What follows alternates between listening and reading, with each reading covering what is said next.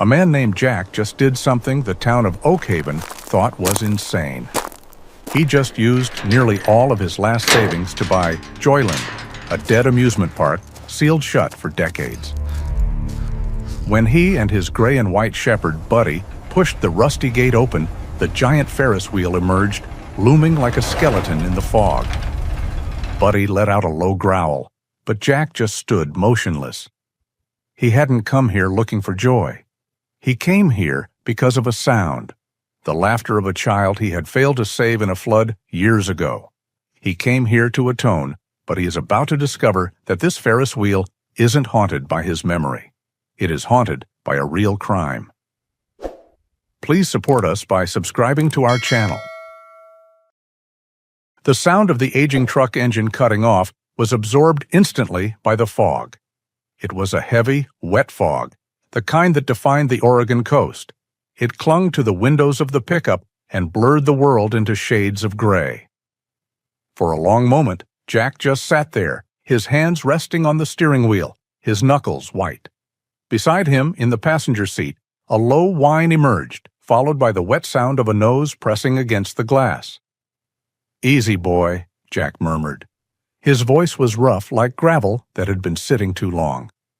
He opened the driver's side door.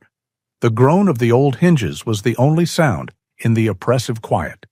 He stepped out onto the cracked asphalt of the lookout point, which overlooked the town of Oakhaven. Jack was a man built of lean lines and hard angles, tall but slightly stooped, as if carrying a weight only he could see. He looked older than his 51 years. His short brown hair was heavily dusted with silver at the temples, and his face was a map of past hardships, deeply lined but softened by kind, tired eyes. A few days' worth of graying stubble covered his jaw. He wore an old brown leather flight jacket, unzipped despite the cold, revealing a faded navy plaid shirt and a simple gray t-shirt beneath. His jeans were worn thin, and his heavy work boots looked as if they had walked through 1,000 worst-case scenarios. The passenger door opened, and the dog emerged. He was a German shepherd, but not the typical black and tan.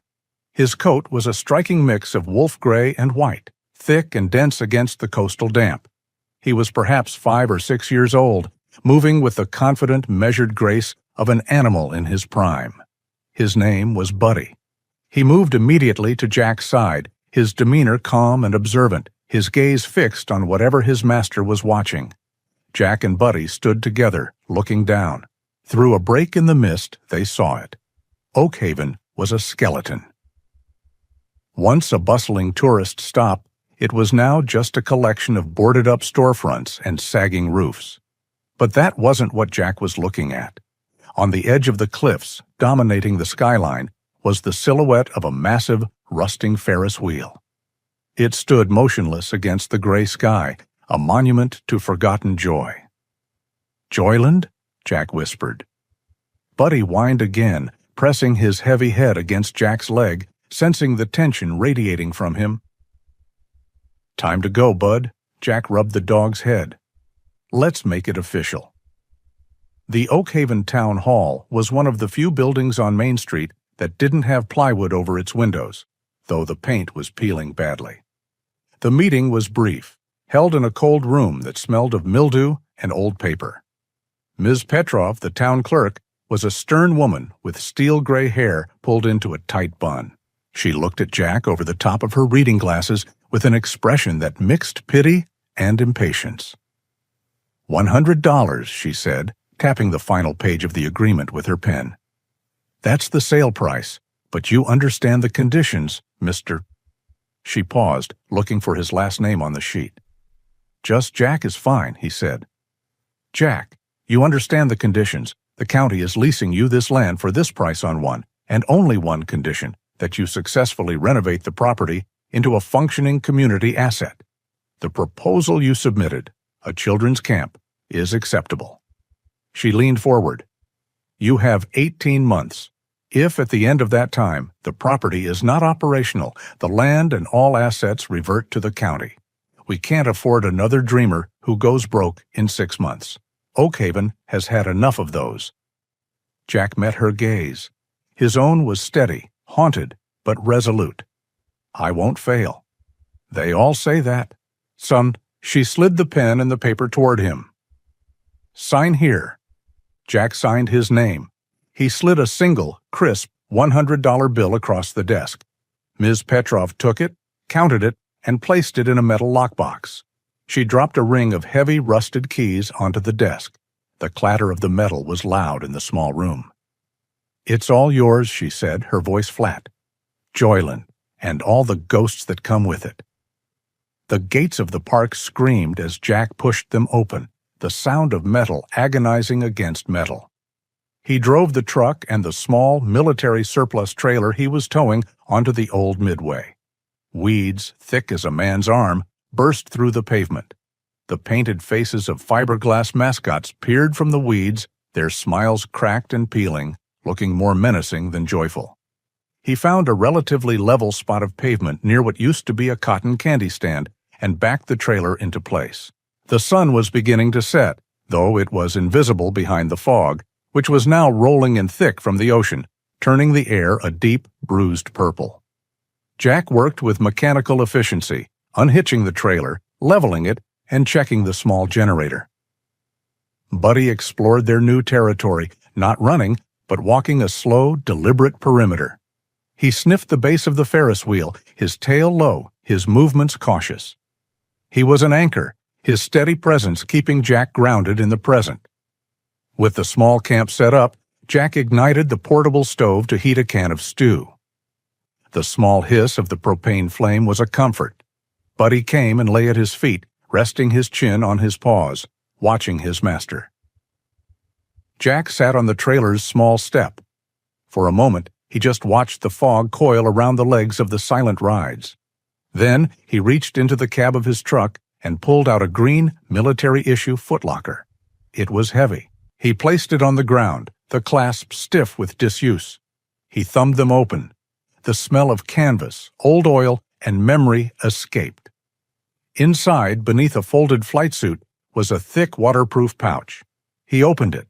His hand, calloused and steady, pulled out a single piece of paper, folded into a small square. It was a newspaper clipping, yellowed and brittle at the edges. He unfolded it carefully. The headline read, Oak Haven Flood Devastates Coast, October 1999. Below the headline was a grainy black and white photograph. It was a picture of a little girl, perhaps 6 years old, with bright eyes and a gap-toothed smile. She was holding a small, worn teddy bear. Her name, according to the caption, was Sarah. Jack stared at the photo, and the hiss of the camp stove faded. The damp chill of the Oregon evening was replaced by a different cold, a memory that lived in his bones. The world dissolved. He was no longer in a park. He was in the cockpit of a rescue helicopter, the world outside a screaming chaos of wind and water. The rhythmic thudding of the main rotor blade was a desperate heartbeat against the roar of the flood. He was fighting the controls, the wind shear threatening to throw them into the churning, muddy water below. I see her, starboard side, on the roof fragment. His co-pilot's voice was strained over the intercom. Jack banked the helicopter hard. Through the rain-lashed glass, he saw it. A piece of a blue roof spinning in the vortex, and on it, a small shape. Winches down. I've got the swimmer. Wait. The radio channel was filled with static and the howl of the storm. And then, beneath it, Jack heard it. Faint, bubbling, and clear. Laughter. It wasn't a scream. It wasn't a cry for help. It was the high, thin sound of a child's laughter, the sound of a little girl who didn't understand the danger, who only knew she was flying. She's laughing, his rescue swimmer shouted, his voice cracking with disbelief. I'm almost there. Hold steady, Jack. Hold. A sharp metallic snap echoed through Jack's headset, the sound of the winch cable parting. The radio went silent, except for the static. The blue roof fragment and the small shape on it vanished into the rapids. The laughter was gone. Jack gasped, snapping back to the present. He was clutching the newspaper clipping so tightly, his knuckles were bloodless. The stew on the stove was boiling over, making a sharp hissing sound as it hit the flame. He was breathing hard. He looked at the picture of the smiling girl, then up at the towering, silent Ferris wheel. Buddy, sensing the acute shift in his master, was instantly on his feet. He pushed his cold, wet nose under Jack's hand, forcing his way onto his lap, whining deep in his throat. Jack dropped the clipping and wrapped both arms around the dog's thick neck, burying his face in the gray fur. Buddy held still, a solid, living weight against the crushing pressure of the memory. "We're here, Sarah," Jack whispered to the fog, his voice thick. "I'm back. I'm here to make it right." The hiss of the propane stove died, plunging the small campsite into an almost absolute silence. The heavy, wet fog acted as a blanket, smothering every distant noise from the ocean or the sleeping town. Jack took a steadying breath, his face still half buried in Buddy's thick, gray ruff. The dog's solid, living warmth was an anchor. He finally pulled back, his hand lingering on the dog's head. Buddy looked up at him, his intelligent eyes unblinking, offering the simple, profound comfort that only an animal can. "Right," Jack said, his voice hoarse. He cleared his throat. "Dinner. We've got to eat." He carefully folded the yellowed newspaper clipping, the image of the smiling girl disappearing into the creases. He placed it back into the waterproof pouch and secured it in the green footlocker, closing the clasps with a firm set of snaps. He closed the lid, shutting the past away, at least for the moment. The stew had boiled over, leaving a scorched ring on the small stove, but it was still hot. Jack poured it into a metal bowl. He ate mechanically, his gaze lost in the deepening gloom. The fog was turning from purple to a deep, starless black. The air was cold, saturated with the smell of salt, rust, and damp earth. He saved the last few pieces of meat for Buddy, who took them gently from his hand. "Time to turn in, boy," Jack said. He secured the campsite, locking the footlocker and placing the stove back in the truck bed. There was nothing here to steal, nothing but ghosts. The trailer was a small military surplus unit, barely large enough for the narrow cot, bolted to one wall and a small fold-down table. It was austere and cold, but it was shelter. Jack closed the door, the flimsy lock clicking into place. It felt entirely inadequate against the oppressive presence of the park. He took off his leather jacket, hanging it on a hook, but left his boots on.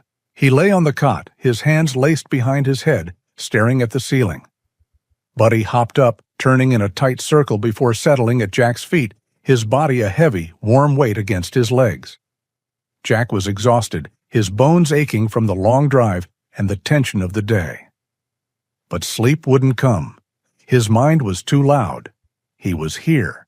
He was actually here, at the place that had birthed his failure. Ms. Petrov's skeptical face flashed in his mind, followed by the imposing skeletal silhouette of the Ferris wheel. He thought of the 18-month deadline. It felt like an eternity and no time at all. Buddy let out a low sigh and relaxed, falling into the deep sleep of a content animal. Jack envied him. He closed his eyes, trying to focus on the sound of the dog's breathing. An hour passed, or perhaps only a few minutes. The wind began to pick up, a low, steady moan coming off the Pacific. It was the first sound that had managed to truly penetrate the fog. It whispered around the corners of the trailer and rattled the old rides outside. And then, carried on that wind, came another sound. At first, Jack thought it was part of his memory, part of the storm. It was faint, a series of thin, wheezing notes. It sounded like a pipe organ being played underwater, hollow and discordant. He opened his eyes. The trailer was pitch black. He held his breath, listening. It came again, a melody. There was no mistaking it. It was a tune, a slow, mournful calliope tune. It was the sound of a carousel, but broken, as if the machine was dying. The notes warped and bent, rising and falling with the gusts of wind. It was coming from outside, from the direction of the Ferris wheel. At Jack's feet, Buddy was instantly awake. He didn't startle or bark. His head lifted, perfectly still. Then his pointed ears swiveled, locking forward like radar dishes aimed directly at the source of the sound. A low, guttural sound rumbled deep in the dog's chest. It wasn't a growl of aggression, but one of profound uncertainty. Buddy's nose wrinkled as he sniffed the air by the door vent, trying to catch a scent that matched the alien noise. He was alert, wary, and confused. The sound was high-pitched, unnatural, and he couldn't classify it as a threat or a friend. Jack sat up slowly, his heart hammering against his ribs. The sound, combined with Buddy's reaction, sent a jolt of pure, cold adrenaline through him. He was at Ground Zero, the place where Sarah had lived, the place his life had unraveled. And on his very first night, the park was playing ghost music for him. "What is it, Bud?" Jack whispered, though he knew the dog couldn't answer. Buddy's growl continued, a soft, anxious vibration. Jack's nerves, already stretched thin by the day's memories, threatened to snap. The mournful, childlike melody felt like a deliberate torment. It felt personal. He swung his legs off the cot, his feet hitting the cold floor. He had to see. He had to know. He grabbed his heavy black flashlight from the table. He moved to the door, Buddy right at his heels, the fur on his neck slightly raised. Jack took a breath and pulled the door open. The cold, wet air hit him instantly. The fog was so thick it was like walking into a cloud. It swirled around his legs, and he could barely see the outline of his own truck, parked only a few feet away. The music was louder out here. It was unquestionably real. The thin, wheezing notes seemed to come from everywhere at once, echoing off the mist, but the source was the Ferris wheel. It was a haunting, terrible lullaby. Jack shone his flashlight beam into the dark, but the light was useless. It hit the wall of fog and diffused, illuminating nothing but the swirling vapor. He couldn't even see the giant wheel itself, only the blackness where he knew it stood. "It's just the wind, boy." Jack's voice was too tight. He put a hand on Buddy's shoulder, trying to project a calm he didn't feel. The dog's muscles were tense. "It's just the wind," Jack repeated, louder this time, as much for himself as for the dog. "Just old broken metal, wind blowing through it, that's all." He was a pilot, a man of mechanics and physics. He understood how wind could make strange sounds, how it could whistle through wires or damage structures. He clung to that logic, repeating it in his mind. "It's just the wind. It's just the wind." But the melody continued, twisting through the fog, rising to a high, sorrowful peak before fading away, only to return on the next gust. It sounded like a lament. Jack stood there for a long time, the flashlight beam cutting its useless cone into the white darkness. Beside him, Buddy never relaxed, his low growl a constant, uneasy counterpoint to the phantom melody. Finally, a shiver that had nothing to do with the cold ran through Jack.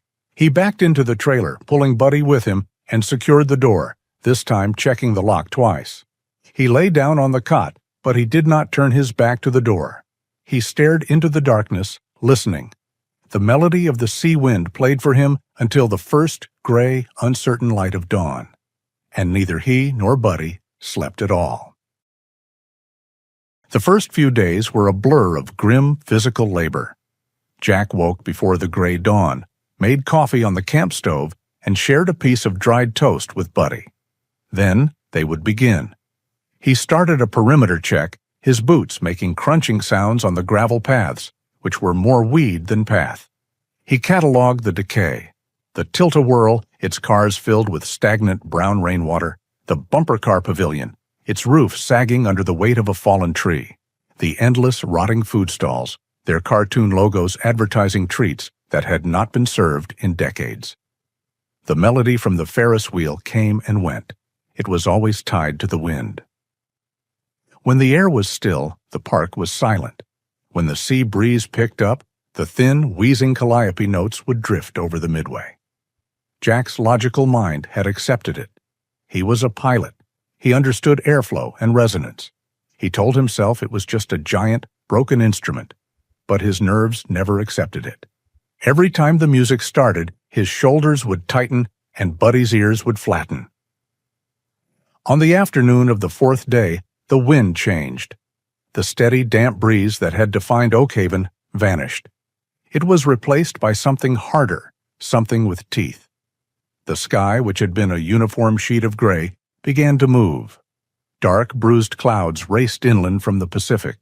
A cold, driving rain began to fall, hitting the asphalt with sharp, hissing sounds. Jack and Buddy were near the trailer, Jack trying to secure a tarp over his small stack of supplies, when the wind hit in earnest. It came in a single, powerful gust, a sudden shriek that sounded like a living thing. The tarp was ripped from Jack's hands and sent cartwheeling down the midway, disappearing into the rain. "Well, so much for that," Jack muttered, pulling his leather jacket tighter. Buddy whined, pressing close to Jack's leg. The dog's gray and white fur was already plastered flat by the rain. And then, carried on the new, violent wind, the music began. It was not the faint, mournful tune of the past nights. The wind howled through the broken pipes, and the calliope screamed. It was a frantic, discordant, and painfully loud series of notes. Jack flinched, setting his jaw. "It's just the wind, Bud. Just a bad storm." He turned to head back to the trailer to wait out the worst of it.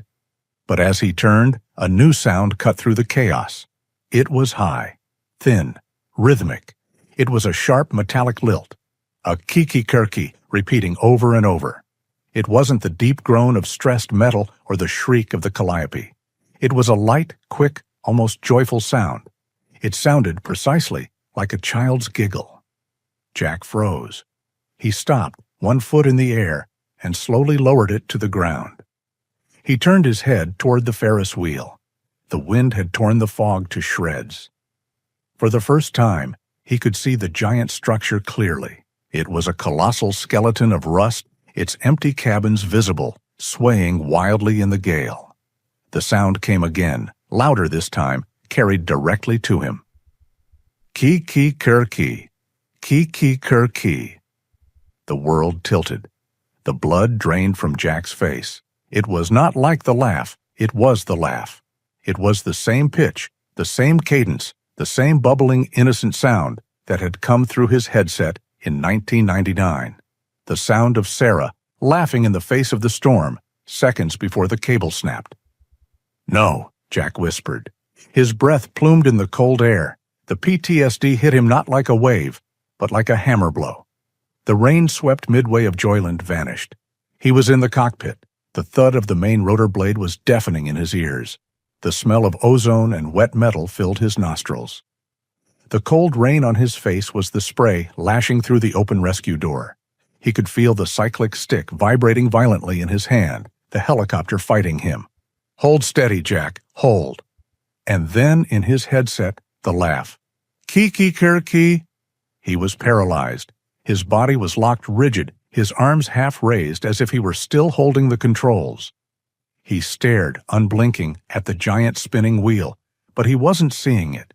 He was seeing a vortex of brown water and a fragment of a blue roof. He was trapped 500 feet in the air, forced to watch it all happen again. He was here, at Ground Zero, and her ghost had come for him. She was laughing at him, laughing at his failure. Beside him, Buddy's world had also collapsed, but for a different reason. The dog was soaked and nervous from the storm, but this was new. This was terrifying. 1 second, Jack was his master, his anchor. The next, Jack was gone. The man was a statue. His scent had changed, flooding the air with the sharp, acidic smell of pure terror. Buddy pushed his heavy body against Jack's leg. Jack didn't move. The dog looked up, his intelligent eyes wide with panic. Jack's face was a mask of gray wax, his eyes wide and vacant, staring at the wheel. A short, sharp bark exploded from the dog. It was a questioning, desperate sound. "I am here! Where are you?" Jack didn't even blink. The only sound was the wind, the screaming calliope, and the relentless, terrible giggling. Buddy's anxiety turned to action. This was wrong. His master was broken. He had to fix it. He pushed his cold, wet nose hard into Jack's frozen hand, whining deep in his throat. Nothing. He barked again, a series of loud, demanding, staccato sounds, trying to shatter the spell. Jack remained frozen, lost in the roar of 1999. Buddy looked from Jack's empty face to the giant, monstrous wheel, the source of the sound that had stolen his master. The dog's protective instincts, his loyalty, and his own fear collided. In a final, desperate gambit, he did the one thing he knew would force a reaction. He ran.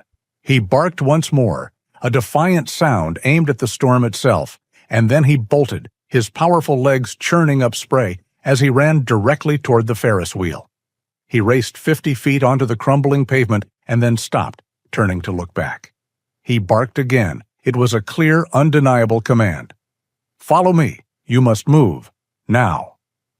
The sight of his dog, his only anchor, running toward the ghost, toward the source of the nightmare, was the only thing on earth that could have broken through. A crack appeared in Jack's paralysis. The terror of the past was momentarily eclipsed by the immediate, visceral fear for his dog. "Buddy!" The word was torn from his throat, a raw, strangled sound. "Buddy! No! Come back!" He stumbled, his legs clumsy and numb, as if he hadn't used them in years. He fell to one knee, the impact against the asphalt sending a jolt of pain up his leg.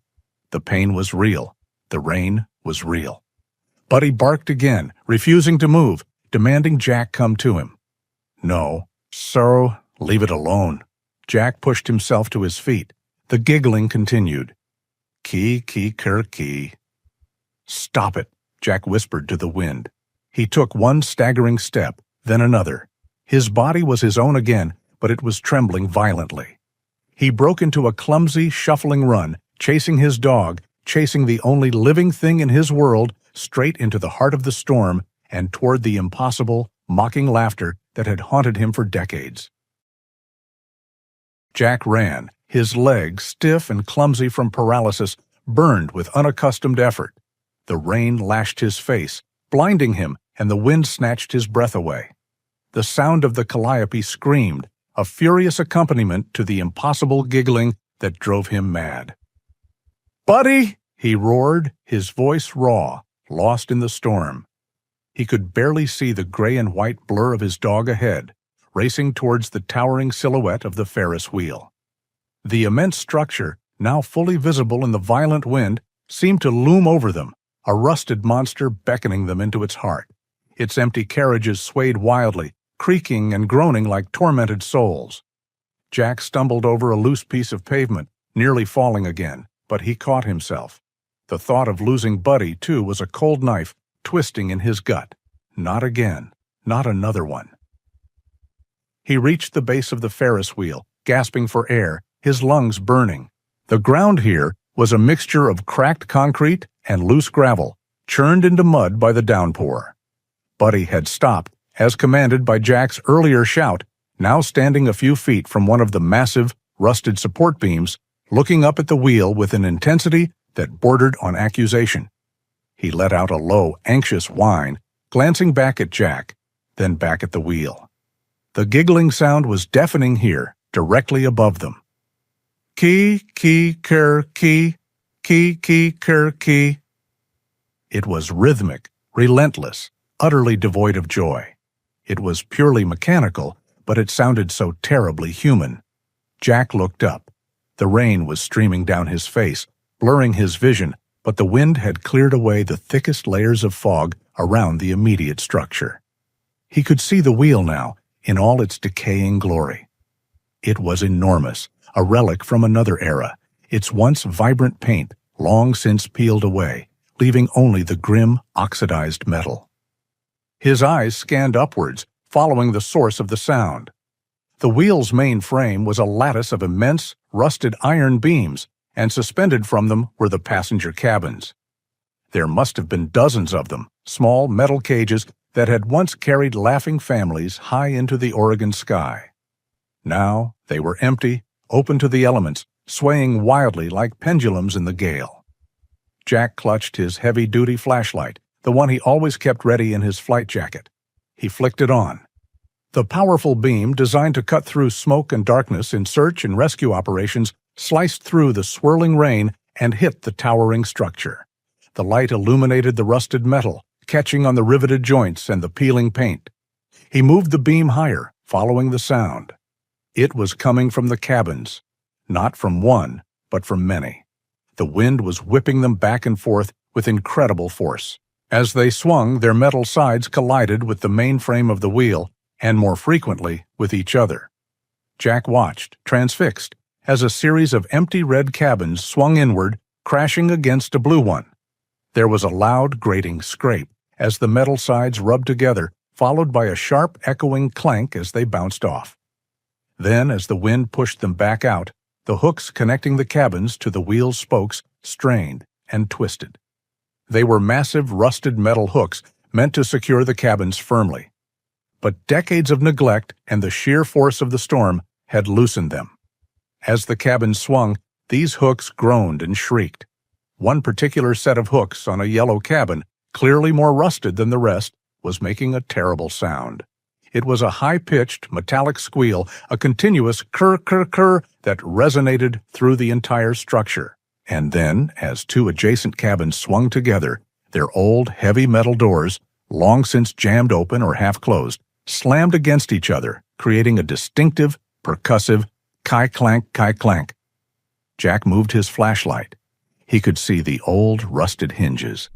They were creating the sound, the rhythmic kurr-kurr-kurr of the stressed hooks, combined with the kai-clank of the slamming doors and the intermittent scrapes of metal sides colliding. It wasn't a child's laughter. It was the cacophony of a dying machine. It was the exact, perfect imitation, the high-pitched squeal from the stressed hooks, the sharp kai-clank of the doors. Together, amplified by the wind and the cavernous structure of the wheel, they produced the chilling, uncanny mimicry of Sarah's giggle. Kee-kee-kara-kee. A profound, shuddering breath escaped Jack. It was not a ghost. It was not Sarah. It was not supernatural. It was just physics. Old, rusted, broken physics. The relief hit him first, a wave so intense it almost buckled his knees. Then came the wave of anger, at himself, at the memory, at the cruel trick his mind had played.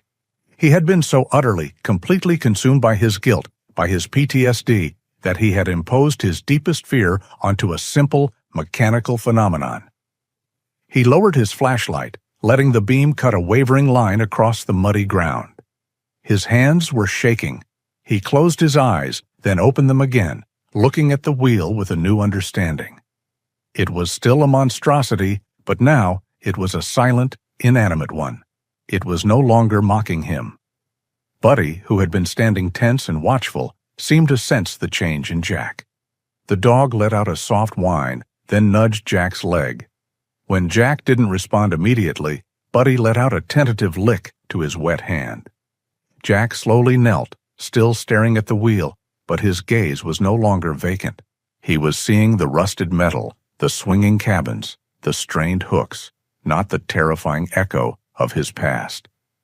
It's just the metal, Bud," he choked out, his voice thick with emotion. "Just the damn metal." Buddy whined again, then pressed his head into Jack's chest, a gesture of deep, quiet comfort. Jack wrapped his arms around the dog, burying his face in the thick fur, still soaked from the rain. He closed his eyes, and this time the sobs that racked his body were not of terror or guilt, but of release. He held Buddy tightly, letting the torrent of pent-up emotion wash over him. The wind still howled, the calliope still screamed its broken melody, and the cabin still creaked and slammed, mimicking that terrible giggle. But now he heard it for what it was, the sound of a neglected machine, not a vengeful spirit. It was still a cruel sound, but it was not her. Buddy remained steadfast, a warm, solid presence in the storm, absorbing the tremors of his master's grief and relief. He was not a hero. He was just a dog, responding to the fear of his human, instinctively providing comfort. Finally, Jack pulled back, his eyes red-rimmed, but cleared of the vacant stare they had held moments before. He looked at Buddy, truly looked at him, and reached out to scratch behind his ears. "You led me to it, didn't you, boy?" Jack murmured. "You made me look?" Buddy responded with a soft grunt, a wag of his tail, and another wet lick. He was just glad his human was back. Jack slowly got to his feet. The rain was still falling, but the worst of the wind was starting to subside. The giggling sound was still there, but now it sounded hollow, empty, no longer filled with the terrifying weight of his past. He looked at the Ferris wheel again. It was just a broken machine, and broken machines could be fixed. The storm was breaking. The violent gale-force wind that had torn the park apart was easing, replaced by a steady, cold rain and a periodic, heavy breeze. The giggling sound, the shriek of metal on metal, had subsided, replaced by a lower, duller groaning as the cabins of the Ferris wheel settled. Jack remained kneeling in the mud, his arms loosely draped over Buddy. He was breathing heavily, the adrenaline from his panic attack slowly draining away, leaving behind a bone-deep exhaustion. He was soaked to the skin, and a cold shiver was setting in. Buddy pulled back slightly, licking the salty rain from Jack's face. The dog's quiet, steady presence was the only thing that felt real. "Okay, boy," Jack breathed, his voice rough. "Okay, I'm okay." He pushed himself up, his knees aching, his hands covered in mud. He looked up at the Ferris wheel, its massive form now just a piece of rusted architecture. The terror was gone, replaced by the grim acknowledgement of a problem. But the other sound was not gone. As the chaotic noise of the slamming cabins faded, the other melody returned. It was the sound that had haunted his first night, the thin, wheezing, mournful tune, the calliope music. It was clearer now, without the wind's roar to mask it. It was a random, agonizing series of notes, like a child playing a massive, broken organ. A few days ago, he had tried to dismiss it with logic. Last night, he had endured it with anxiety. But now, after facing the giggle, Jack's mind had shifted. The fear was gone, replaced by a cold, focused determination. He was a pilot and a mechanic. He had spent his life diagnosing failures in complex systems. The park was just another broken system. The giggling was one symptom.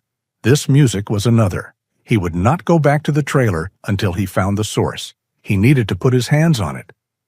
"All right, Bud," Jack said, his voice gaining a new, firm edge. He wiped the rain from his eyes. "We figured out the laugh. Let's find the music." He still held his heavy rescue flashlight. He clicked it on, the powerful beam cutting a clean, white circle in the rain. Buddy, sensing the new mission in his master's tone, shook his entire body, sending a spray of water and mud flying. He let out a small, sharp huff, his ears perked, ready for the next command. The music was coming from this direction, but it wasn't the wheel itself. The wheel groaned and squeaked, but this sound was air. It was pipes. "Where is it?" Jack murmured, playing the flashlight beam over the wreckage. He swept the light past the base of the wheel. The sound seemed to be coming from a cluster of collapsed buildings just behind it. What was once the heart of the park was now a graveyard of structures. Jack started walking, his boots making sucking sounds in the mud. Buddy trotted just ahead, his nose to the ground, sniffing the strange, new scents released by the storm. Wet plaster, rust, and something else, a faint metallic tang. They passed a caved-in hot dog stand and the remains of a duck pond game, its faded yellow ducks scattered across the pavement. The music grew louder, clearer. It was coming from a square, concrete building that had partially collapsed in on itself. A faded, peeling sign above the one remaining doorway read, "Joyland Grand Carousel." The roof had fallen in decades ago, leaving the interior exposed to the sky. "In here," Jack said, more to himself than to the dog. Buddy, however, paused at the doorway. He put his nose just inside the darkness and sniffed, then looked back at Jack with a low whine. It wasn't the anxious growl from the first night, but a whine of caution. The structure was unstable. "It's okay, boy, stay here," Jack ordered. Buddy, ever obedient, sat on his haunches just outside the doorway, his gray and white form blending with the rain, his eyes fixed on Jack. Jack stepped over the threshold. The floor was a treacherous mess of broken roof timbers, shattered glass, and decades of accumulated leaf litter. In the center of the room, exposed to the elements, was the source of the music. It was the calliope. It was a massive, intricate machine, a wall of brass and steel pipes rising from a complex mechanical base. It must have been magnificent once. Now, it was a ruin. It was tied to the carousel's mechanism, which was a twisted heap of wreckage beside it. Jack approached it cautiously, sweeping the beam of his flashlight over the machinery. The pipes, once polished to a mirror shine, were now a sickly green-blue from oxidized brass and dark red from rusting steel. He ran his fingers over the largest set of pipes. The surface was rough, pitted. He leaned in closer. The summary was right. It wasn't just decay. It was destruction. The salt air, blowing in from the Pacific for half a century, had been merciless. It had eaten the metal alive. He saw dozens of small, ragged holes like pockmarks boring straight through the brass. On other pipes, long, thin fissures had split the metal, creating new, unintentional openings. A few of the smaller pipes had broken off entirely, leaving jagged, sharp edges, like the broken reeds of a flute. It was a machine designed to push pressurized air through precisely tuned whistles. Now it was just a collection of random, broken whistles, all of a different size, shape, and angle. Jack stood there, examining the wreck, his mind racing. He was a pilot. He understood the Venturi effect. He understood how air moving over an open orifice creates a pressure differential, creating a sound. As if on cue, a final, powerful gust of wind from the dying storm swept through the collapsed roof. The sound exploded right in front of him. It was not a memory. It was not a ghost. It was a physical event happening 3 feet from his face. The wind howled across the jagged, broken openings. The tiny, corroded pockmarks created high-pitched, wheezing whistles. The larger, fractured pipes produced deep, hollow moans. The wind hit all of them at once, randomly, creating the discordant, terrible, and utterly random melody. It was the sound of 1,000 broken flutes being played by a storm. Jack let out a short, sharp breath that was almost a laugh. It was the sound of pure, unadulterated relief. The curse was gone. The entire supernatural weight that had been pressing down on Oakhaven, the haunting that had terrified him, the personal torment he had felt, it was all just decay. The giggling was the cabins. The music was the calliope. It was all just wind and rust. He reached out and placed his hand on the cold, wet metal of the machine. It was just a thing. A broken thing. Like him.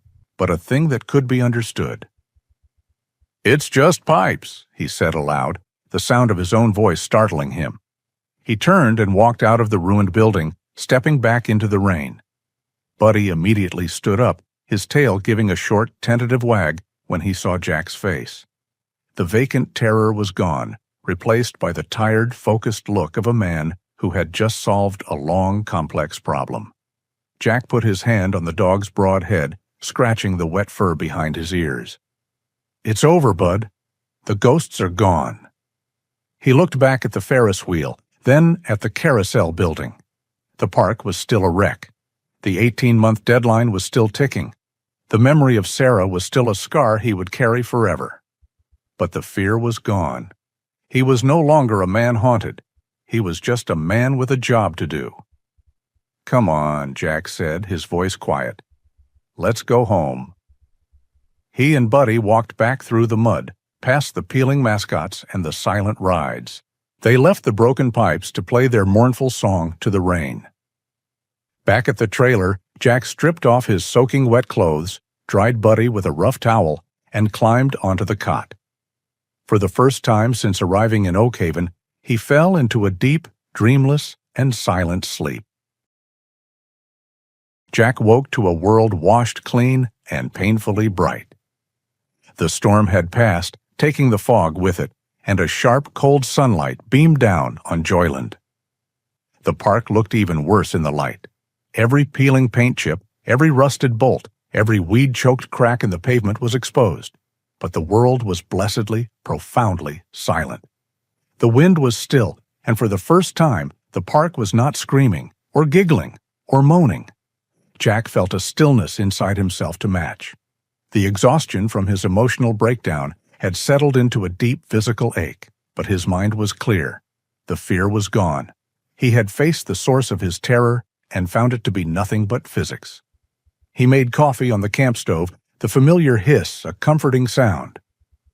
Buddy sat at his feet, chewing on a piece of dried rawhide, his gray and white tail thumping rhythmically against the trailer's metal step. Jack checked his supplies. The storm had ruined a bag of rice, and he was running low on coffee, canned beans, and most critically, dog food. "Well, boy," Jack said, scratching the dog's ruff, "looks like we have to face the rest of Oakhaven. Let's go to town." He left the trailer, drove the old pickup truck through the groaning main gates, and headed down the winding cliff road. In the daylight, Oakhaven was a portrait of economic collapse. What the fog had hidden, the sun revealed: boarded-up motels, collapsed fishing shacks, and a pervasive sense of abandonment. He found it near the old town square, Albright's General Store. It was the only business on the street that didn't have plywood over its windows. A small, old-fashioned bell chimed as he opened the door. The inside smelled of sawdust, old paper, and roasted coffee. It was dim, packed to the ceiling with shelves of everything from hardware to canned soup. Behind a massive wooden counter, a woman was wiping down a glass display case. She looked to be in her late 70s with a ramrod-straight posture, sharp blue eyes, and thin gray hair pulled back so tightly it looked severe.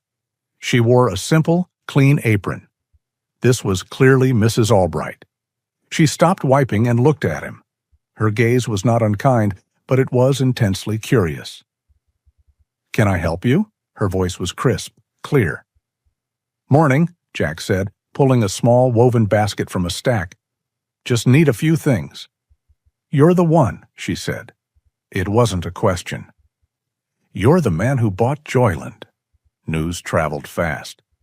"Just Jack, ma'am, and I didn't so much buy it as agree to fix it." "Heard the storm up there last night," she said, watching him as he picked out a bag of coffee and a large bag of dog food. "Sounded like the whole place was tearing itself apart." "It was loud," Jack agreed, moving to the canned goods. "But the wind helped me find a few things."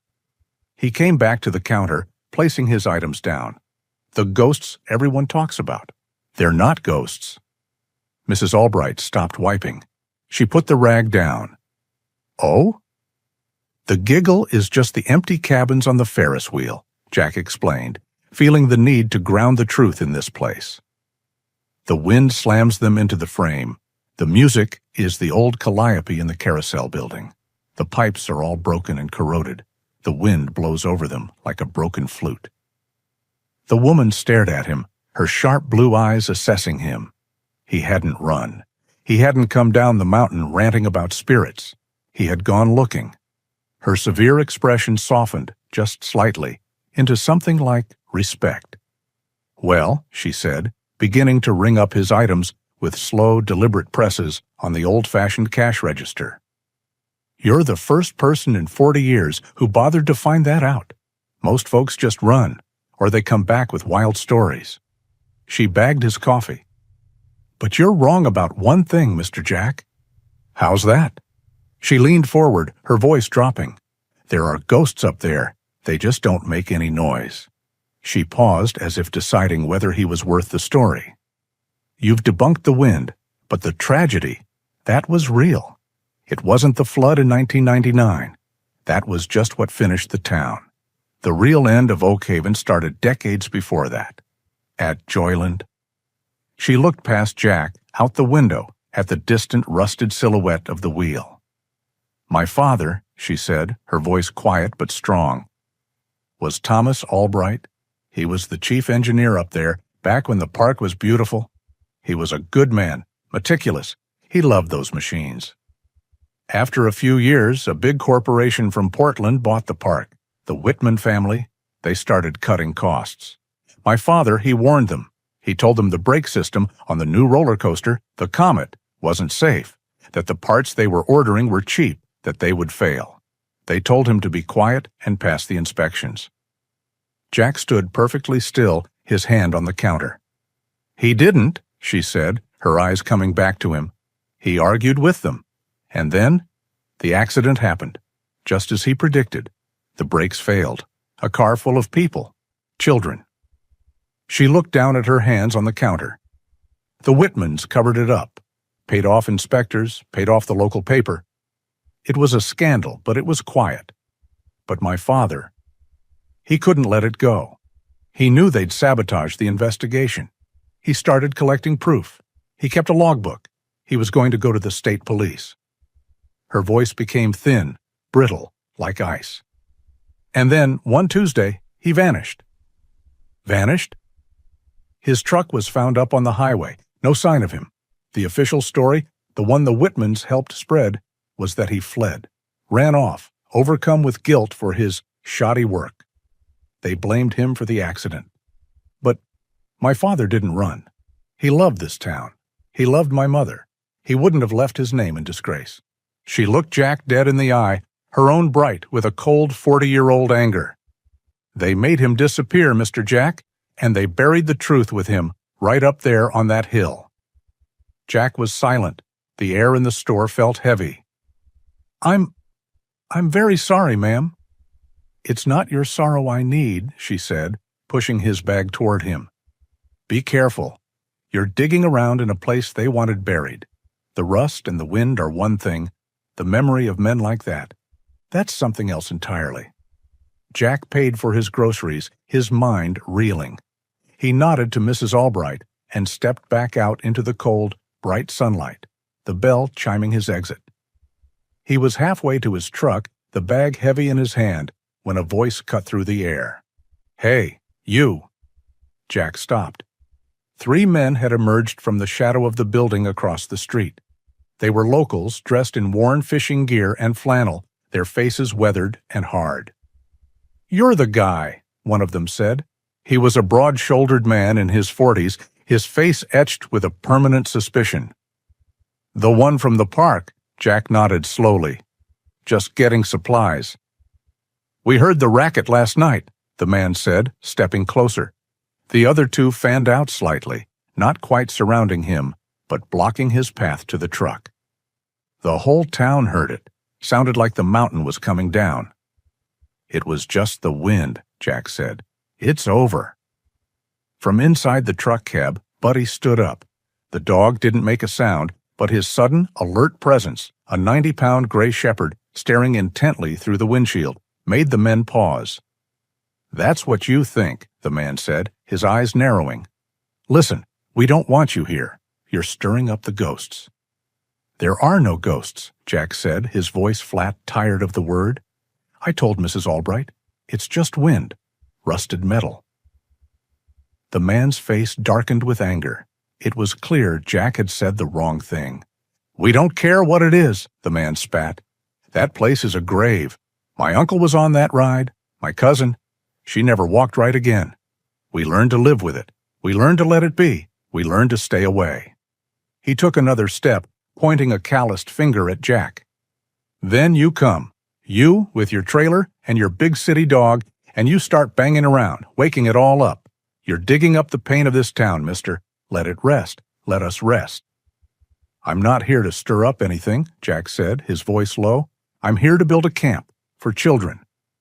The man actually laughed, a short, bitter sound. "A camp? For kids?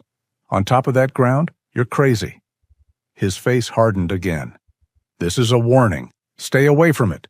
Let the past die. We don't want you here." The men turned as one and walked away, disappearing into a dark alley between 2 boarded-up shops. Jack stood alone on the sidewalk. He got into the truck. Buddy immediately pushed his cold nose into Jack's hand, whining softly, sensing the tension. Jack rubbed the dog's broad head, his gaze fixed on the empty street.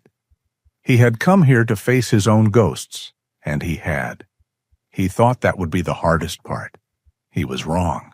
He had just discovered the real ghosts of Joyland. They weren't the ones that made noise in the dark. They were the ones who lived in the light, walking the streets of Oak Haven. He wasn't just fighting rust and time. He was fighting an entire town's memory. Jack drove back to Joyland with a heavy silence in the cab, the confrontation with the local men sitting like a stone in his gut. Mrs. Albright's story of her father, Thomas, was a colder, sharper weight. He had come here to bury his own ghost, only to find himself standing on a graveyard of someone else's. He parked the truck by the trailer. Buddy, sensing his master's grim mood, stayed close, his head resting on Jack's knee as he stared out the windshield at the park. "They don't want us here, Bud," Jack murmured, his hand absently stroking the dog's soft ear. "They think I'm digging up their pain." He let out a long, slow breath.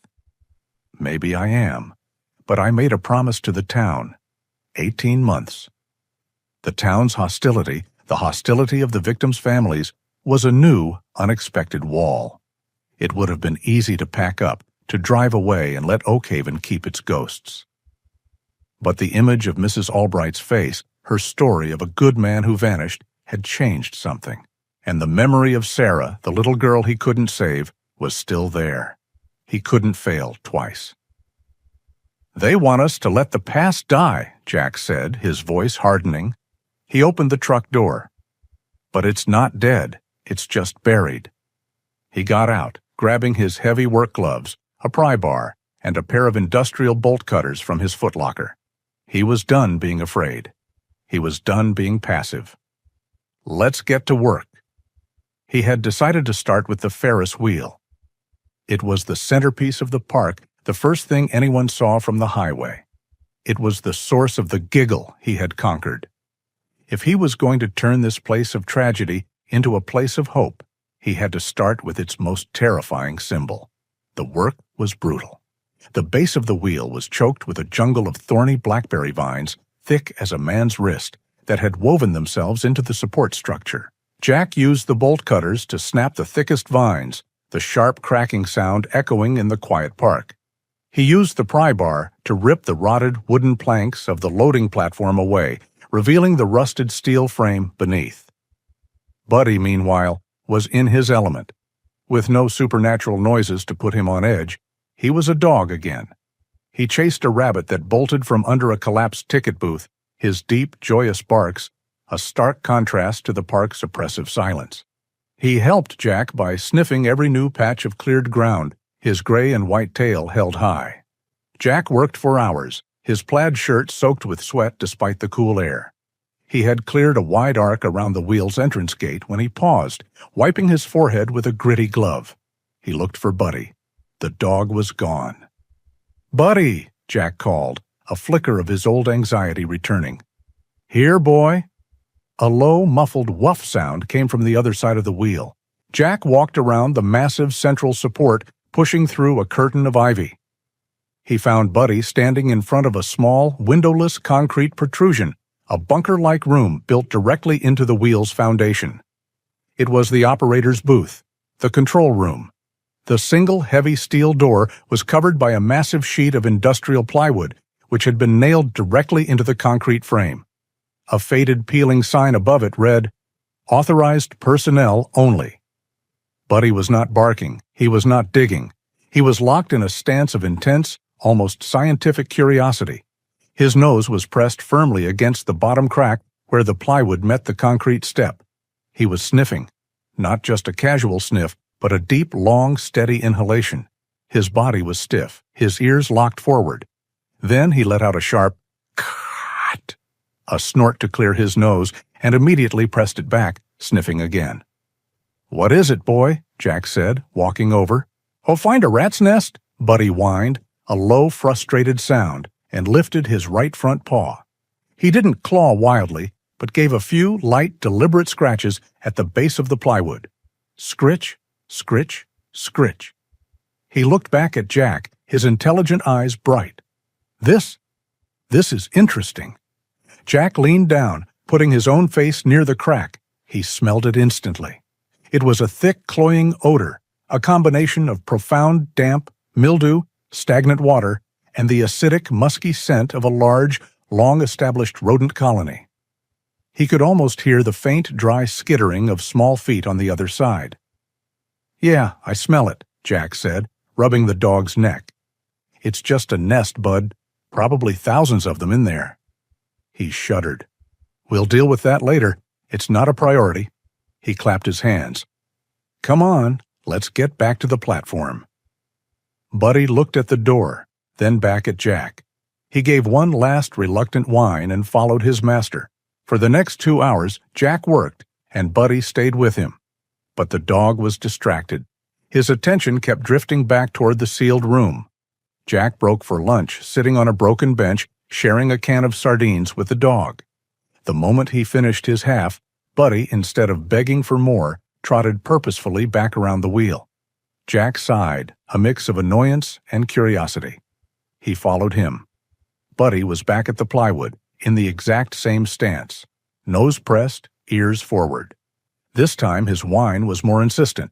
He scratched again, harder, his claws making a dry, rasping sound on the old wood. "You really want in there, don't you?" Jack murmured. He looked at the dog, then at the door. He trusted this dog. Buddy wasn't a flighty animal. He was a steady, serious companion. For him to be this fixated on a simple rat's nest, it was unusual. Jack examined the plywood more closely. This was not a temporary measure. It was sealed. Thick, heavy-gauge nails had been driven every few inches. The edges had been caulked, though the caulk was now cracked and brittle with age. This wasn't just to keep kids out. This was to keep something in, or to keep everyone out, permanently. His mind flashed to Mrs. Albright's story. Thomas Albright. He was going to go to the state police. And then he vanished. Jack looked around. This was the control room for the Ferris wheel. The accident Mrs. Albright mentioned was on the Comet roller coaster, which was on the other side of the park, a twisted heap of metal he hadn't even approached yet. This room probably had nothing to do with it. Still, he put his hand on the plywood, pushing it. It was solid as a brick wall. "What do you smell, boy?" Jack whispered, kneeling beside his dog. "What is it?" Buddy pushed his cold, wet nose under Jack's hand, then nudged him toward the door. Jack felt a cold knot tighten in his stomach. It was the same feeling he'd had in the helicopter just before the storm hit. A sense of something wrong, something hidden. He had come here to clear vines and rotted wood. He was building a summer camp. He was not a detective. He was not here to dig up a 40-year-old mystery, a mystery that the men in town had explicitly warned him to leave alone.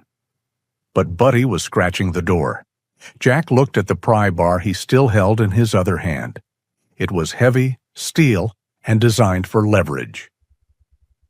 He looked at the sealed door, then at the dog, then at the setting sun, which was beginning to cast long, distorted shadows of the Ferris wheel across the midway. "Not today, Bud," Jack said, his voice low. He put his hand on Buddy's collar. "Not today." He pulled the dog away, and this time Buddy came, though he looked back over his shoulder twice. Jack spent the last hour of daylight packing his tools. He felt a new, heavy dread settle over him, one that had nothing to do with ghosts or PTSD. It was the cold, hard feeling of the present. The town had warned him to let the past rest. But his dog, his quiet gray and white partner, had just shown him exactly where it was buried. He didn't sleep.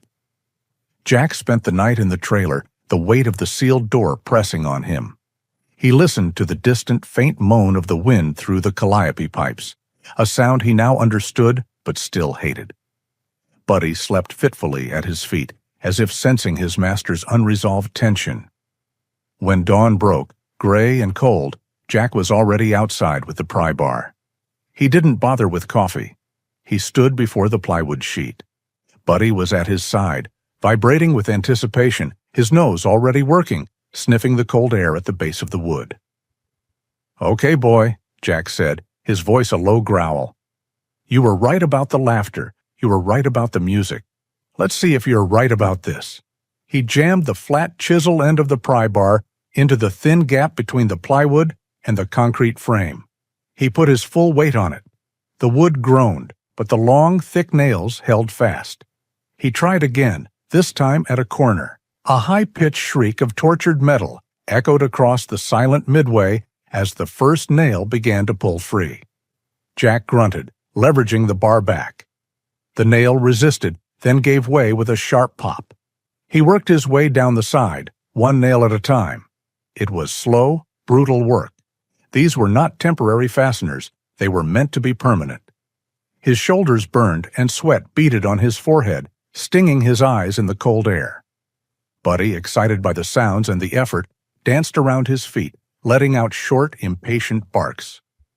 With a final, desperate heave, the last nail on the bottom tore free. The sheet of plywood, no longer held, tipped forward and fell with a heavy, dull sound, revealing the black square of the open doorway. A wall of air rushed out, thick and cold. It hit Jack with the force of a physical blow, an overwhelming stench of profound, damp rot and the sharp, acidic musk of a massive, long undisturbed rodent colony. Jack recoiled, covering his nose and mouth with his sleeve. He was not fast enough. Before Jack could even shine his light, before he could process the smell, Buddy was gone. The dog was a gray and white blur, low to the ground, driven by pure, unadulterated prey drive. He shot past Jack's legs and vanished into the darkness. "Buddy, no!" Jack yelled, his voice muffled by his arm. He heard the dog inside, a frantic scrabbling of claws on concrete, followed by the high-pitched skittering of countless small feet. "Buddy, out, now!" Jack grabbed his flashlight from his belt and plunged in after him. The room was tiny, barely 6 feet square. The air was thick with dust. In the beam of his light, Jack saw a single, massive, metal control console, covered in gauges and levers, all thick with rust and cobwebs. But Buddy was not interested in the console. He was in the back corner, half mad with instinct, digging and snorting at the floor underneath the console where the foundation met the wall. He was whining, a high, sharp sound of frustration, trying to get at the source of the nest. "Buddy, leave it! Out!" Jack grabbed the dog's thick ruff, pulling him back. Buddy resisted, his powerful legs churning, his eyes fixed on the spot. "I said out!" Jack roared, hauling the dog backward. It was in that moment of struggle that it happened. As Buddy scrambled for purchase, his back paws pushed hard against the floorboards directly under the console. There was a sharp, splitting sound of dry, brittle wood. The floorboard, rotted from decades of moisture and unseen decay, gave way. Buddy's hind leg punched straight through. The dog let out a startled yelp, more from surprise than pain, and scrambled away from the hole, finally obeying Jack and retreating to the doorway. "You okay, boy?" Jack said, his anger vanishing, replaced by concern. He ran his hand down the dog's leg, checking for splinters. Buddy licked his hand, seeming fine, just shaken. Jack turned his attention back to the hole. He knelt, shining his light into the small, dark void Buddy had created. He had expected to see dirt or more concrete. Instead, he saw a small, hollow space, a deliberate gap in the foundation. It was dry. And in the center of that dry space, something dark and square was sitting. His heart began to hammer, a slow, heavy beat against his ribs. This was not a rat's nest. "Stay, Bud," he whispered. He reached into the hole, his fingers, covered in grime, brushed against cold, damp metal. He gripped the edge and pulled. It was heavier than he expected. He lifted it out and placed it on the floor, the beam of his flashlight steady on it. It was a metal box, an old military-style ammunition can, green and deeply rusted. But the clasps, though stiff, were not locked. He looked at Buddy, who was sitting at the threshold, watching him, head cocked. Then Jack turned back to the box. His hands, calloused and steady, fumbled with the clasp. He had to use the tip of his pry bar to force it open. There was a high-pitched squeal of rusted hinges, and the lid groaned open. The smell of damp paper and old, cured machine oil rose to meet him. He shone the light inside. On top lay a thick, leather-bound ledger, the kind used for technical notes. It was swollen with damp, the pages warped. Jack opened it. The ink on the inside cover was faded, written in a neat, precise engineer's script. Thomas Albright, Chief Engineer, 1974. Jack's breath caught in his throat. This was it. This was Mrs. Albright's proof. He gently lifted the book out. Beneath it, lying on an oily rag, were two other items. The first was a small, tarnished silver Zippo-style lighter. He picked it up. Engraved on the side, in simple block letters, were the initials, T.A. Beside it was a small, square, black and white photograph, the edges curled with damp. It was a picture of a smiling young woman with dark hair standing in front of what looked like the Joyland Gate when it was new. It had to be Mrs. Albright's mother. These were the personal items Mrs. Albright said her father would never have fled without. Finally, Jack looked at the oily rag. He carefully unfolded it. They weren't just nuts and bolts. They were small, specialized mechanical parts, brake components, a pressure valve, a shear pin. And they were not just old. They were not just rusted. Jack looked closer, his pilot's eye for mechanical failure instantly seeing the truth. There were unmistakable, bright, sharp marks on the metal, the marks of a hacksaw. The shear pin had been deliberately, almost surgically, cut halfway through, designed to fail under pressure. A small hydraulic line had been crimped. This was not an accident. This was not shoddy work. This was sabotage. Jack sat back on his heels, the flashlight beam trembling in his hand. The full crushing weight of his discovery settled on him. Thomas Albright hadn't run. He had found the proof, hidden it here in this secret space, perhaps just before he was supposed to meet the state police, and he had never returned. Buddy, no longer interested in the rats, crept forward and pushed his cold, wet nose into Jack's ear, whining softly as if asking if he was okay. Jack didn't answer. He just stared at the saw marks. The warning from the man in town echoed in his ears. "You're digging up the pain of this town." He had just found the murder weapon.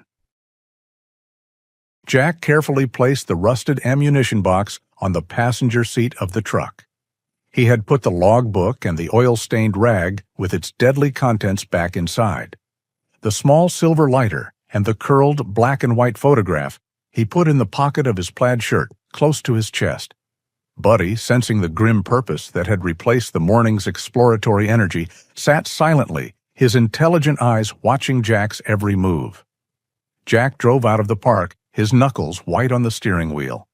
He was no longer a man adrift, a veteran haunted by his past. He was a man with a piece of evidence, a 40-year-old crime resting in a box beside him. The bell above the door of Albright's General Store chimed, a sound too cheerful for the moment. Mrs. Albright was behind the counter, reading a delivery ledger.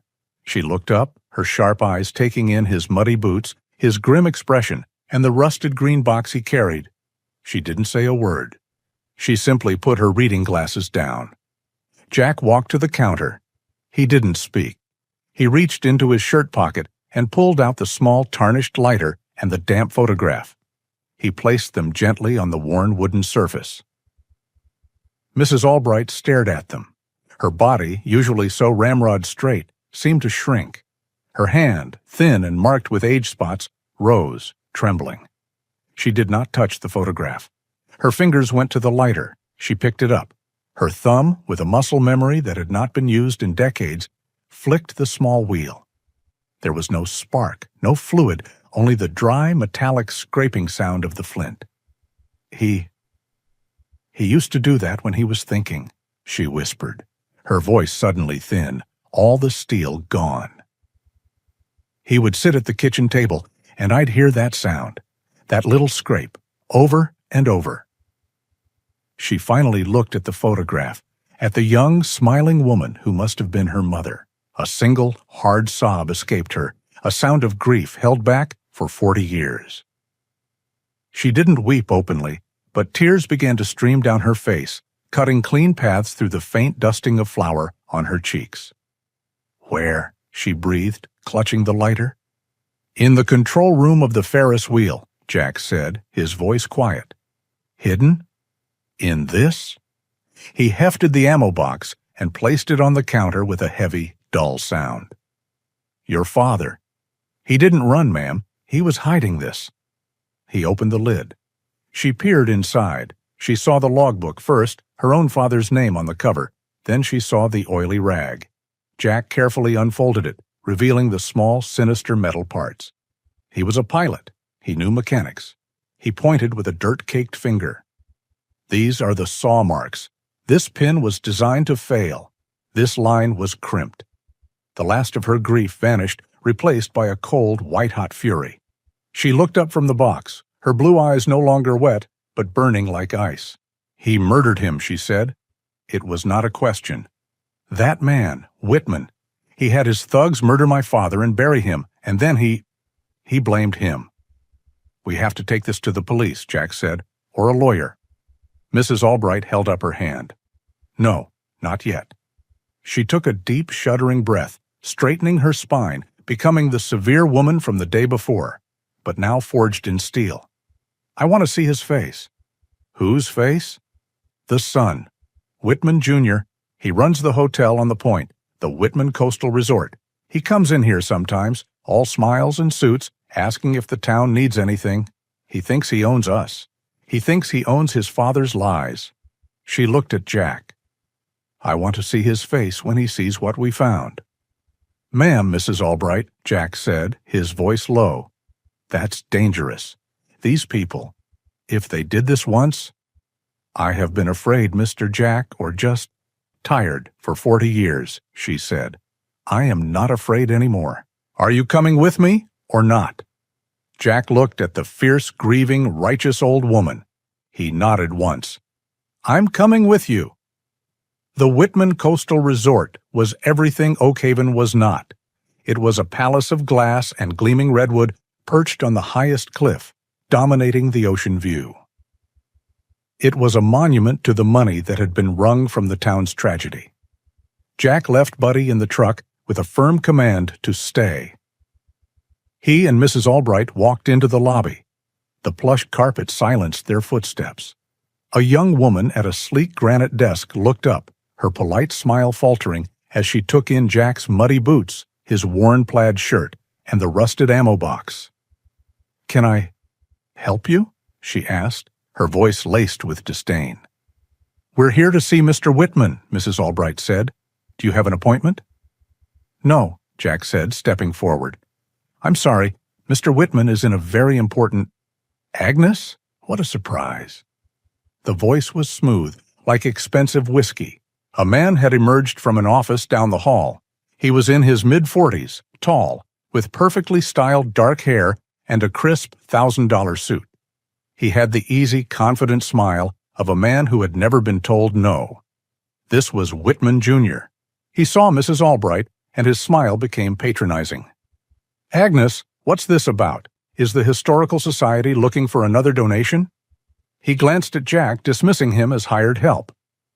"We are here about my father," Mrs. Albright said, her voice cutting through the lobby's quiet ambient music. Whitman's smile tightened by a fraction. "My office? Now?" He led them into a vast corner office. One entire wall was a sheet of glass overlooking the Pacific. Jack felt a pang of anger. This was the view bought with the lives of children and the murder of a good man.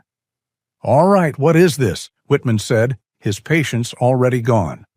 "I'm very busy."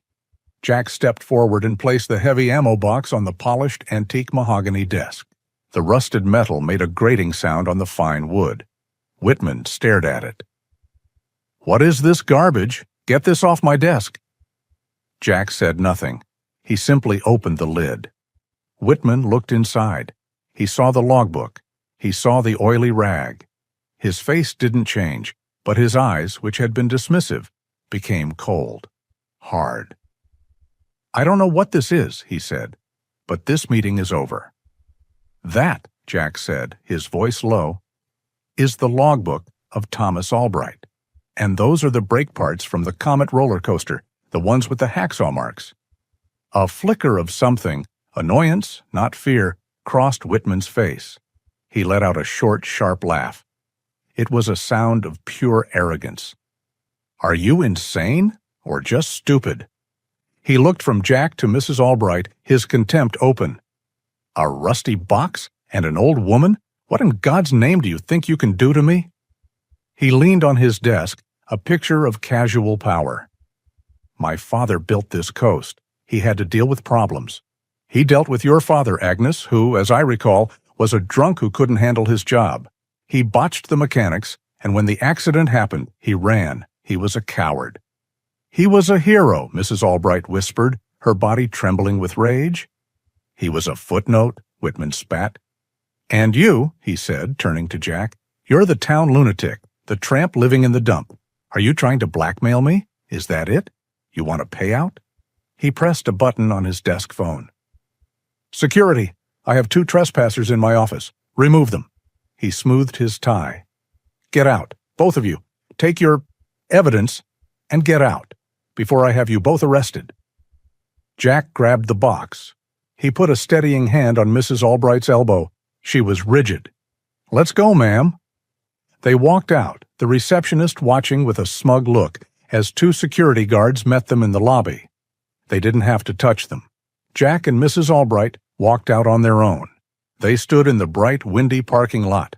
Mrs. Albright was shaking, but not from fear, from a rage so deep it had no words.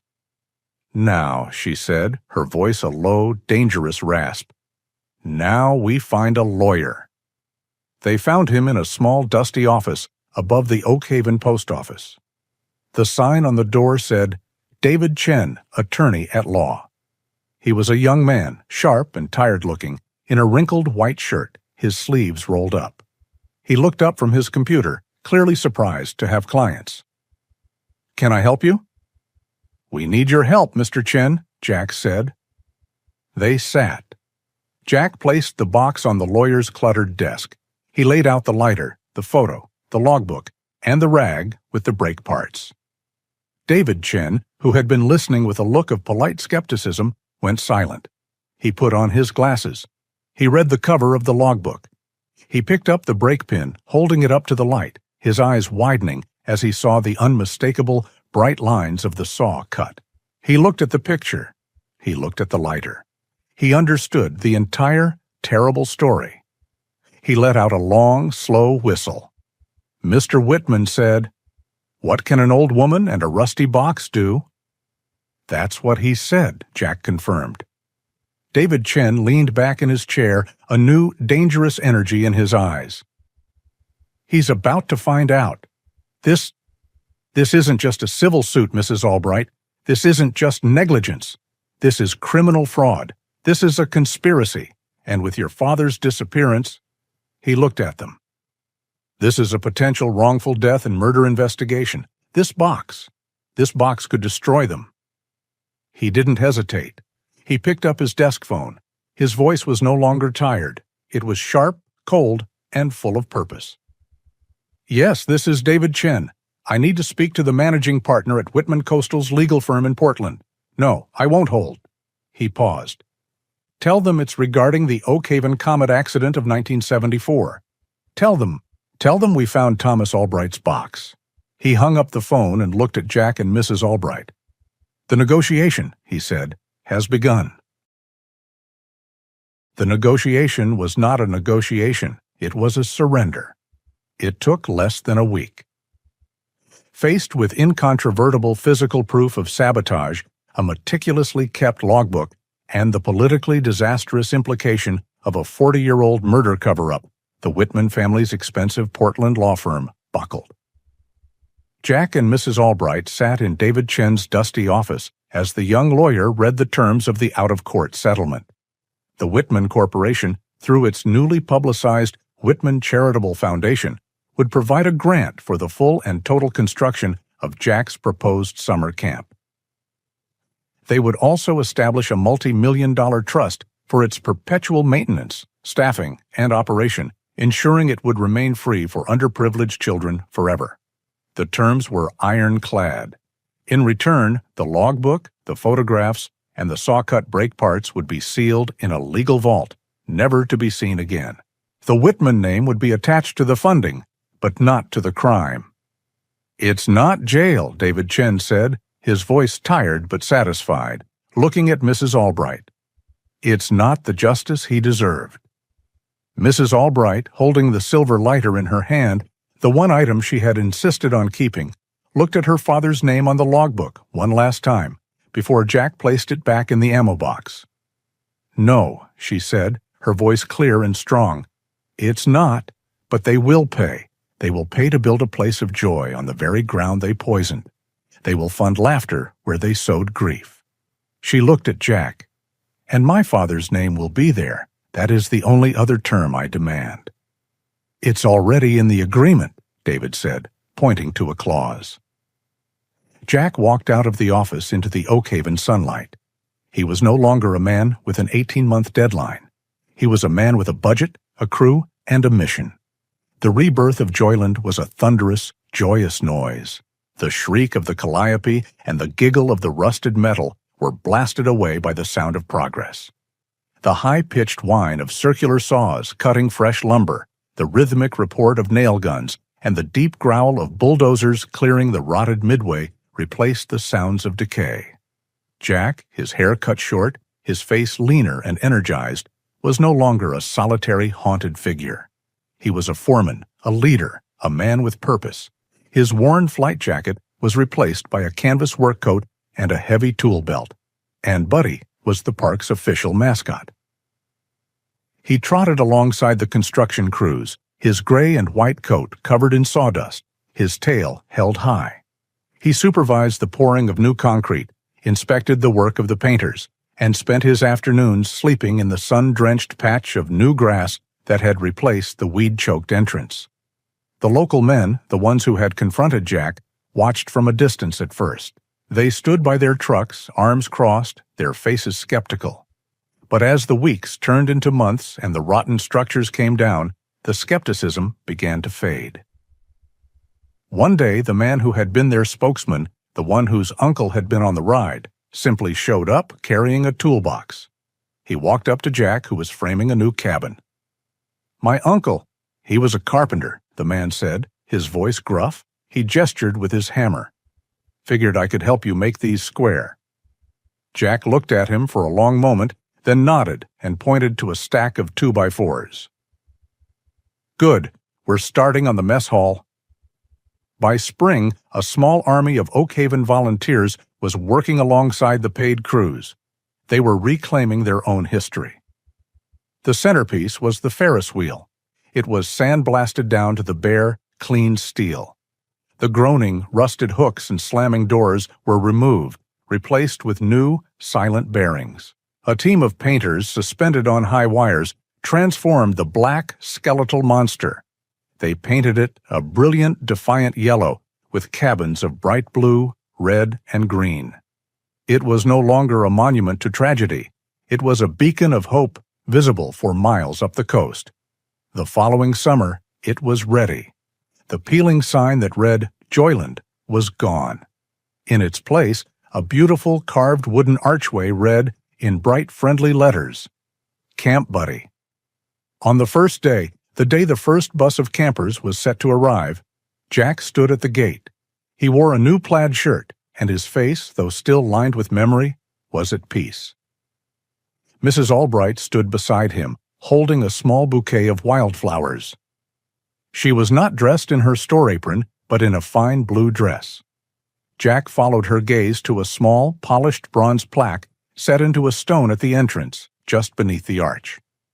The plaque listed the names of the children and adults who had died in the 1974 tragedy, and at the bottom, a new inscription read, "And in memory of Thomas Albright, who protected the truth." Mrs. Albright reached out and laid her flowers at the base of the stone. She put her hand on Jack's arm. "He would have liked you, Mr. Jack," she whispered. "He loved things that were built to last." A moment later, the man who had led the skeptics walked up. He put his hand on Jack's shoulder, a gesture that was worlds away from the angry finger-pointing months before. "They're here," the man said, nodding toward the road. Then he paused, his eyes on the plaque. "My uncle's name is on there. For 40 years, people just stopped saying it. It hurt too much." He looked at Jack, his eyes filled with a gratitude that was deeper than words. "Thank you. You didn't just build a camp. You gave us our story back. You brought justice for them." Jack nodded, his throat too tight to speak. He heard it before he saw it, the rumble of a diesel engine, the sound of air brakes hissing. A large yellow school bus turned the corner and pulled to a stop at the gate. The doors swung open. For a second, there was silence. Then, a torrent of life. Children. Dozens of them, from cities and towns Jack had never seen, poured out of the bus. They were loud, chaotic, and brimming with an energy the park had not felt in half a century. A high-pitched, joyous shriek came from a little girl who was the first one off the bus. She pointed, her eyes wide with wonder, straight at the top of the giant, gleaming Ferris wheel. "Look, it's the biggest wheel in the world!" Another child, a small boy, just ran, his arms out simply because he was on grass. And then it began. Laughter. It was not the thin, metallic kee-kee-kara-kee of his memory. It was not the sound of his failure. It was deep, real, breathless laughter. It was the sound of children chasing each other, of counselors greeting them, of pure, unadulterated joy. The sound was everywhere, warm and bright, filling the air, washing over the new paint, echoing off the cabins. Jack stood frozen, listening. He braced himself, as he had done for decades, for the dark echo, for the cold memory to rise and poison the moment. He waited.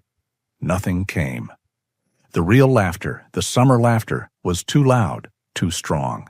It was a wave of life that scrubbed the old, thin sound of his trauma away, leaving nothing behind. He let out a breath he felt he had been holding since 1999. He felt a cold, wet nose press into his hand. Buddy was at his side, his tail wagging slowly, watching the children with a calm, curious gaze. Jack looked down at the gray and white dog who had been his anchor, the one who had refused to let him stay broken, the one who had scratched at the door. His knees buckled. He knelt on the new grass, his head bowed. The sound of real, living children filled the world. Buddy, sensing the final, profound release in his master, stepped forward and pushed his head into Jack's chest. Jack wrapped his arms around the dog, burying his face in the thick gray fur. He was not hiding from a memory. He was not bracing against a storm. He was home.